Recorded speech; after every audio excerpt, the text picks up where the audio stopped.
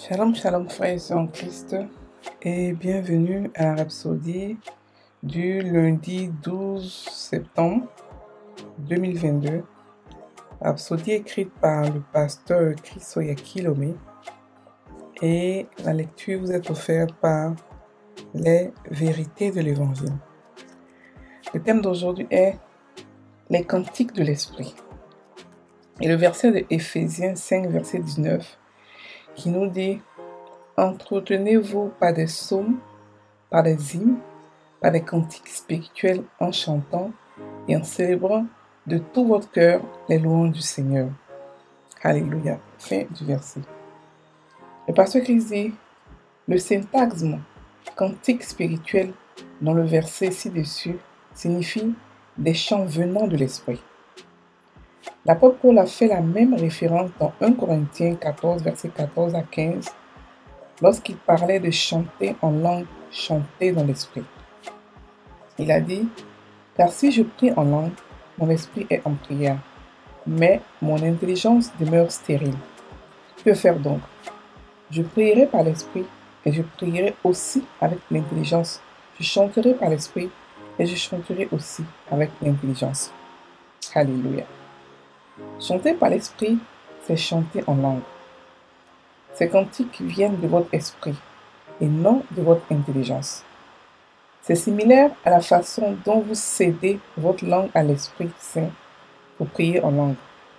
Jusque dans ce cas, vous chantez en langue et vous adorez le Seigneur. Jésus a dit dans Jean 4, verset 24, « Dieu est esprit, et ceux qui l'adorent doivent l'adorer en esprit et en vérité. » Adorer en esprit est le plus haut niveau.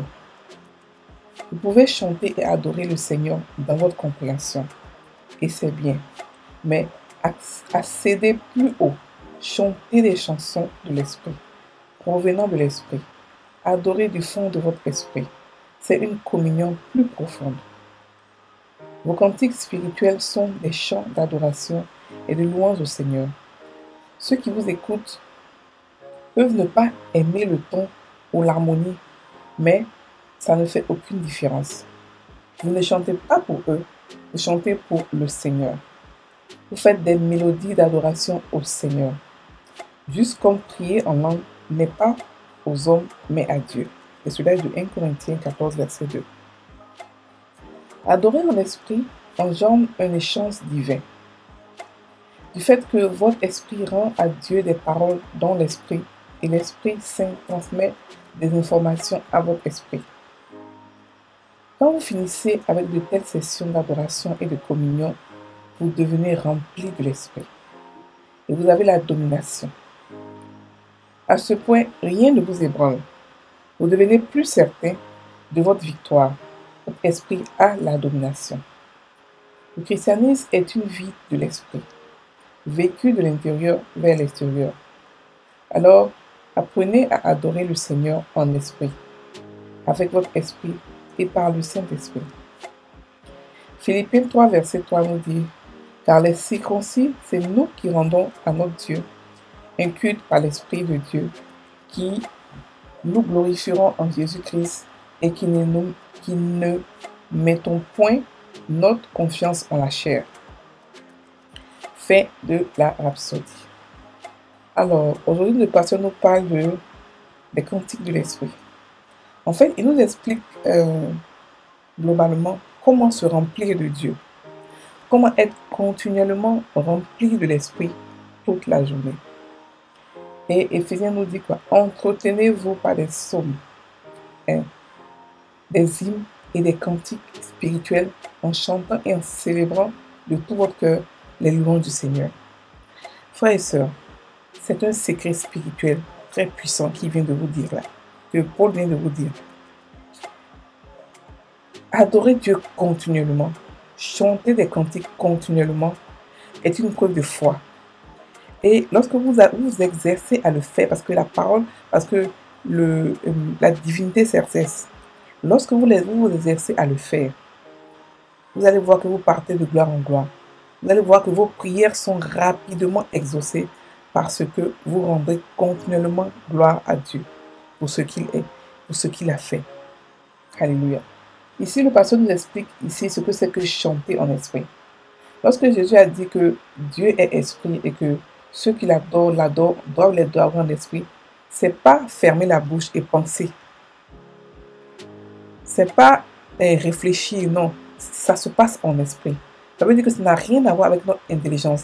Ça n'a rien à voir avec les mouvements que nous faisons physiques. Ça a à voir avec l'esprit. Alléluia. Ça a avec l'esprit. Il a dit ici, et Paul a dit quelque chose de très important. Il a dit que car si je prie en langue, mon esprit est en prière, mais mon intelligence demeure stérile. Ça veut dire que lorsque vous priez en langue, votre esprit est éveillé. Votre intelligence est carrément éteinte et votre esprit est élevé. Rappelez-vous que nous sommes esprits, nous ne sommes pas humains, nous sommes esprits. Tout ce qu'on doit faire doit être en esprit. Et dans l'esprit, il y a tout un monde que nous devons découvrir. Donc plus on est en esprit, plus on se remplit de Dieu, plus on est éveillé à au monde spirituel et plus on comprend les choses du Seigneur. Rappelez-vous que Paul n'a jamais vu Jésus en tant que tel, n'a jamais vécu avec Jésus. Mais Paul a connu Jésus mieux que ceux qui l'ont vécu.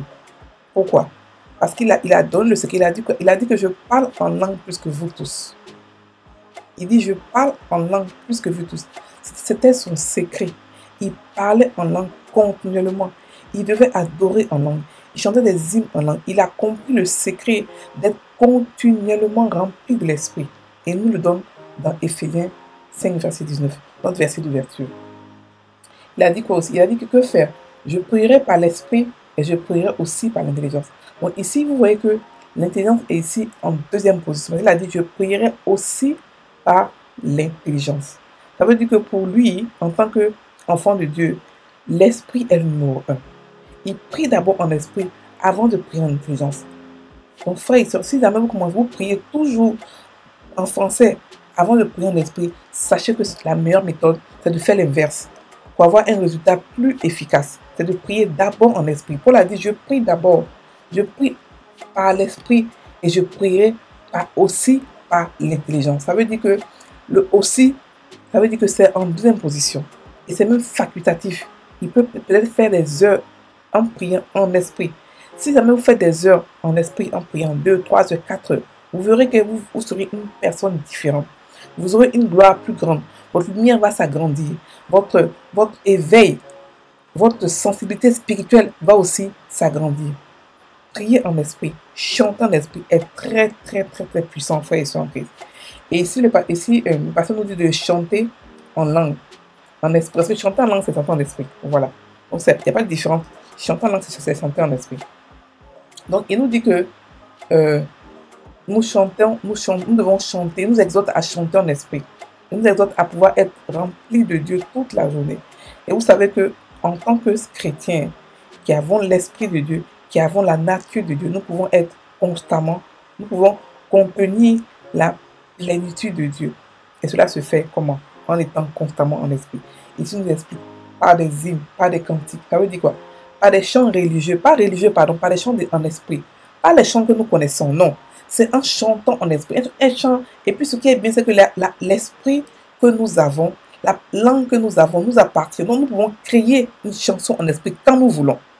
Nous pouvons être là et commencer. Oh, sakanto rakinta yekeso, barakanto seke kintasaka, oh rakaba seke to yekesa, oh bayakento seke kintasa, oh bayakato za barakanto so, barakinta. Vous pouvez crier parce que la langue vous appartient. N'attendez pas que quelqu'un vous dise, n'attendez pas que vous entendez dans votre esprit chanter. Non, vous pouvez vous-même chanter. Que ça porte, ça vient vous-même de votre propre, de vous-même, c'est-à-dire que ça va de votre propre initiative de chanter en esprit. Et lorsque vous chantez en esprit, pensez à la gloire de Dieu. Pensez aux choses qu'il a fait pour vous. Et on s'en fout si quelqu'un d'autre à côté n'aime pas le chant ou le chant est bizarre dans l'oreille de quelqu'un d'autre. Ce n'est pas pour lui. C'est adressé à Dieu. Et c'est entre Dieu et vous. Il y a une adoration, une relation d'amour entre Dieu et vous. Alléluia. Le passage est que c'est pareil comme quand vous priez en esprit. Quand on prie en esprit, on prête notre corps au Saint-Esprit pour prier en nous. C'est pareil aussi. Quand nous chantons en esprit, nous prêtons notre corps au Saint-Esprit pour prier, pour chanter pour nous. Donc, frères et sœurs en Christ, vous avez le parler en langue, chantez en esprit. Ne vous lassez pas de chanter en esprit. Soyez remplis toute la journée en chantant en esprit. avec des hymnes que personne ne comprend, qui n'ont pas d'harmonie, physique ou intelligente, mais qui sont harmonieux spirituellement, que Dieu apprécie. Alléluia. Alléluia. Donc, faites des mélodies, créez des mélodies d'adoration pour le Seigneur, afin d'avoir une vie, je vous dis que ça vous remplit de Dieu toute la journée et constamment. Et vous vivez dans la domination. Rien ne vous ébranle à ce point. Et vous devenez certain de qui vous êtes. Vous régnez par le nom de Jésus. Vous êtes maintenant conscient de qui vous êtes. Alléluia. Donc, sachez que nous les circoncis, nous les chrétiens, nous menons notre culte en esprit. Nous faisons tout en esprit, mais pas dans la chair. Pas dans la chair. Chantons en esprit n'a rien à voir avec les chansons que nous avons tous les jours en français. Non. C'est créer des chansons, créer des mélodies en esprit. Alléluia. On va maintenant prendre la prière. Seigneur bienheureux, ta gloire remplit la terre et ta justice est sur les nations. Splendeur et majesté sont devant toi. La force et la gloire sont dans ta demeure. Tu as embelli ma vie et tu m'as oint pour proclamer ton amour.